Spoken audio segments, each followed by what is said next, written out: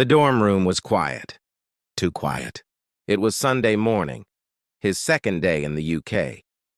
Benoît sat cross-legged on the bed, staring at the foreign outlets on the wall, a lukewarm tea beside him, untouched. His chest ached, not from the cold, but from the absence. "I need to speak to her," he whispered. He reached for his phone, scrolled past the messages from the scholarship office and Red Cross, until he found the number saved under a name that meant safety.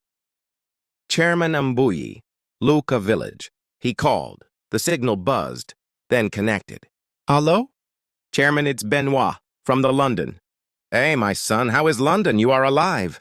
Yes, I arrived safe. Please, can I speak to Nadege?" The line went quiet, then static, then her voice, shaky but familiar. "Benoît?" "I made it," he said. "I made it, Nadege. I'm safe. I'm here." A long pause. "I knew you would," she whispered. His voice cracked. "The plane was cold, the food strange, but the sky, Nadege, the sky was everything. I saw our home from above. It made me want to come back stronger."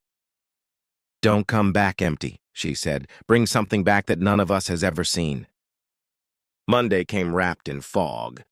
Benoît dressed slowly. Navy sweater, fresh notebook, shoes polished.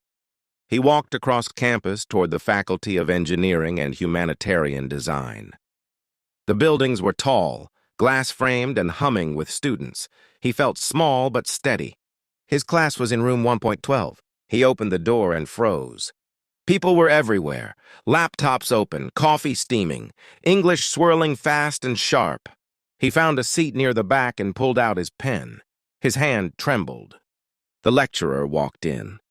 "Good morning. Welcome to Applied Sustainable Engineering for Rural Development. Let's begin." Words shot across the screen. Charts, projections, global statistics. Benoît scribbled, listened, struggled, stayed. At break time, he sat outside with a sandwich, cold, thin, tasteless. A student next to him asked, "So where are you from?" "Congo," Benoît replied. "I run a foundation there." The student raised an eyebrow. "A foundation? You mean like charity work?" Benoît smiled faintly. "No, we don't give, we build. Water, skills, dignity." Later that day, a professor knocked on his lab table. "Benoît, yes? You designed boreholes with local parts?" "I had to.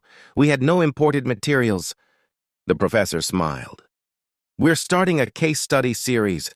Would you consider presenting your foundation as a model for adaptive design?" Benoît blinked. "Me, present?" "Yes, here, we don't just teach the future, we learn from those already building it." That night, back in his room, Benoît sat at the desk under a single lamp. He opened his notebook, not for notes, but for letters. He wrote to Nadege, "Today I didn't just study, I was seen. They looked at me and didn't just see a student, they saw a builder. I want you to know, the journey was not in vain. Promise, what I bring back will change everything." He folded the page, placed it in the envelope he'd packed from home. It smelled faintly of earth and soap. He looked at the moon outside his window, whispered a prayer, and closed his eyes. The village had sent a dreamer. London was turning him into a designer of futures. Follow for more videos like this.